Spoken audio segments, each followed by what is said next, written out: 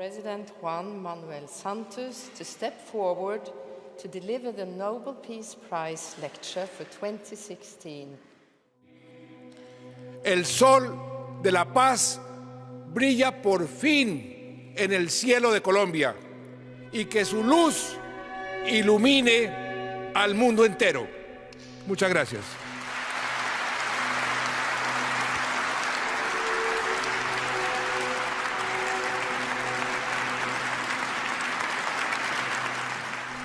For millions of people who lived outside of Colombia, it might seem appropriate that Colombian President Juan Manuel Santos won the Nobel Peace Prize because they assumed that his peace accord with FARC terrorists will reduce violence.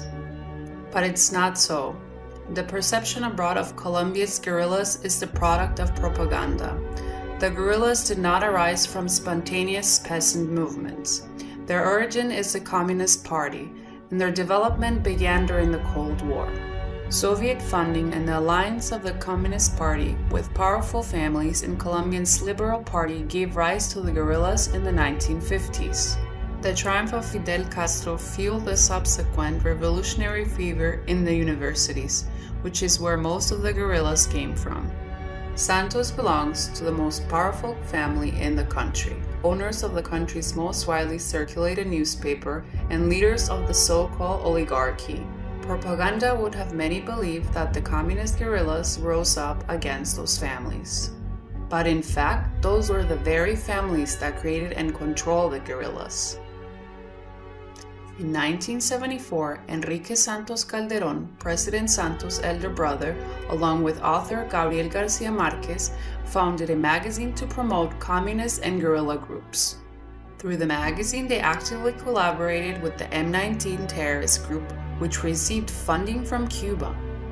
In 1985, the M19 took over the Palace of Justice, set fire to the building, and murdered the magistrates by order of drug king Pablo Escobar, who paid them $2 million to do it.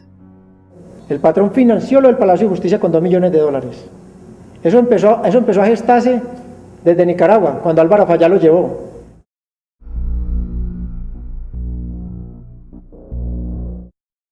Between 2002 and 2010, the FARC was defeated by the government of Álvaro Uribe Vélez, who had named Santos as his Minister of Defense.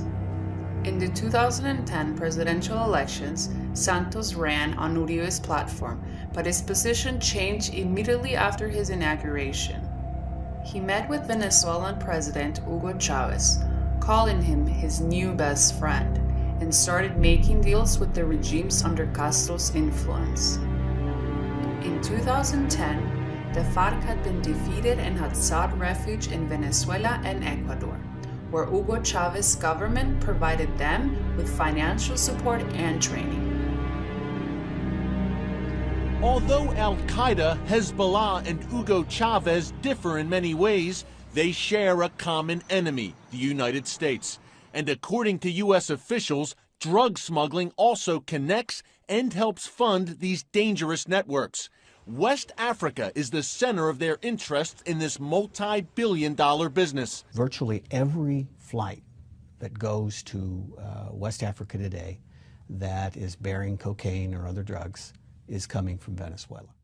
He says Chavez has long-standing ties to Colombian drug traffickers. It's well established that even before he was president, he had ties to these guerrillas and to the narco traffickers. And he has basically made Venezuelan territory readily available to them. 3 Al-Qaeda agents from North Africa recently pleaded guilty to drug smuggling and terrorism charges in a U.S. federal court. They admitted to working with Colombian drug traffickers. But, as if following a previously agreed upon scheme, Enrique Santos Calderón traveled to Cuba to initiate peace negotiations with the FARC. So it was that the promoter of communist terrorism ended up in the charge of the negotiations. The FARC returned to Colombia, and between 2010 and 2013, forced recruitment of child soldiers, kidnapping, extortion, illegal mining, and cocaine production and trafficking skyrocketed, as did the murder of soldiers and police officers.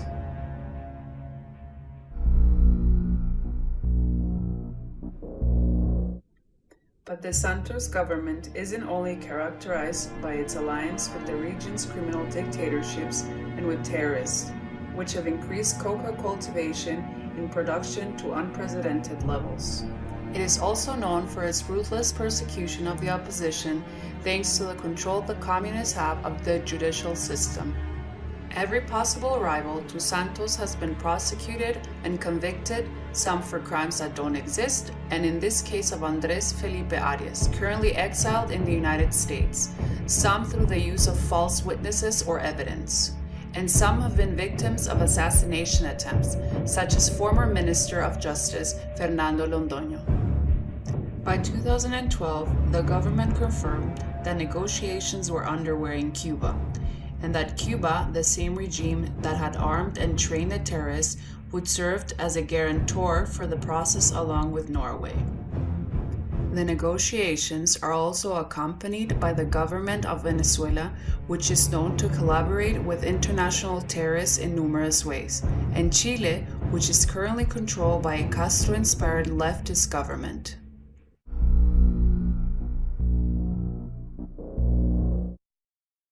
Venezuela offers material support to Islamic terrorist groups Hamas and Hezbollah, providing them with Venezuelan documents in order to facilitate travel for their terrorist activities.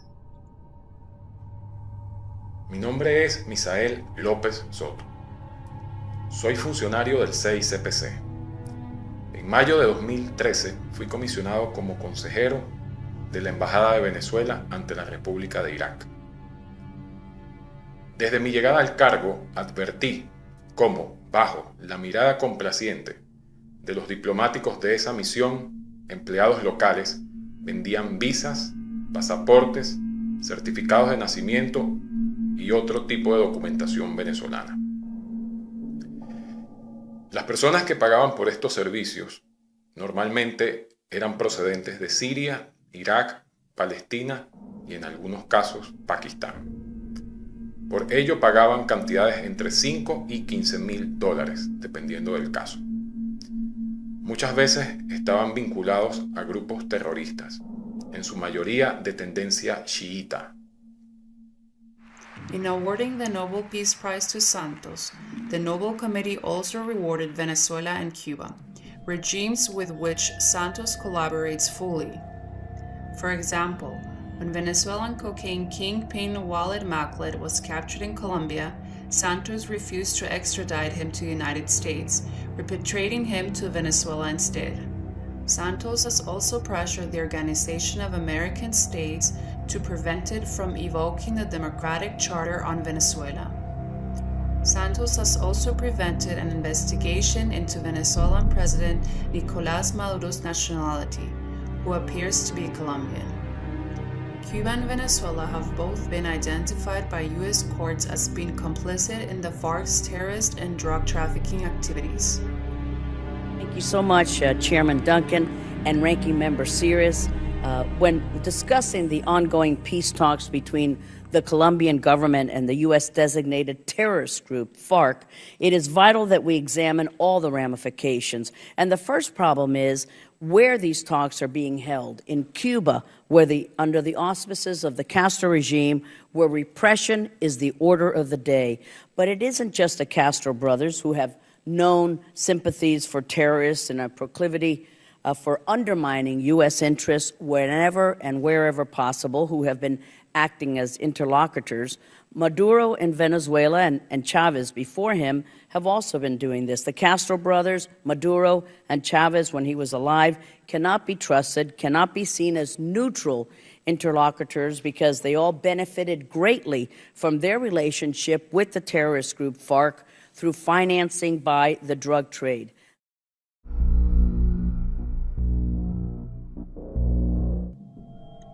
And Norway had a clear conflict of interest in awarding the Nobel Peace Prize to Santos, given that it's one of the guarantors of the negotiations and that the president of the Nobel Committee served on the board of the state-controlled oil company Statoil, which has been awarded significant exploration licenses by the Santos government.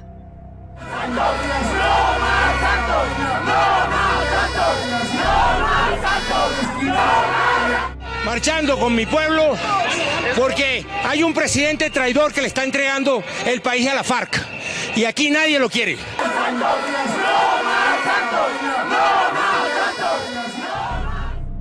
Furthermore, the prize was awarded after Colombian voters rejected the agreement with the terrorists in a national plebiscite.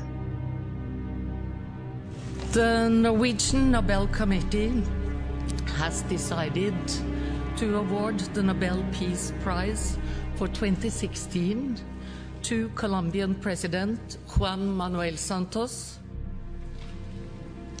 There has been a referendum in Colombia, and the people have said no to this particular peace treaty. Isn't it a little disrespectful of the democracy of Colombia that you now give the peace prize to the president? No, on the contrary, we clearly show that we, of course, respect a democratic process and the democratic vote of the Colombian people. As such, the award supported the undemocratic imposition of a deal that was rejected in a democratic exercise.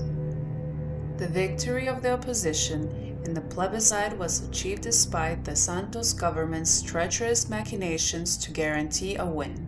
According to the Colombian Constitution, in order for a plebiscite to be valid, it must have the participation of 50% of the electorate. Santos lowered this threshold to 13%. Santos formulated a single leading question to induce voters to answer yes. When confronted about the nature of the question, he answered, "I'll ask whatever question I want to ask." El presidente tiene la facultad de redactar la pregunta que se le dé la gana.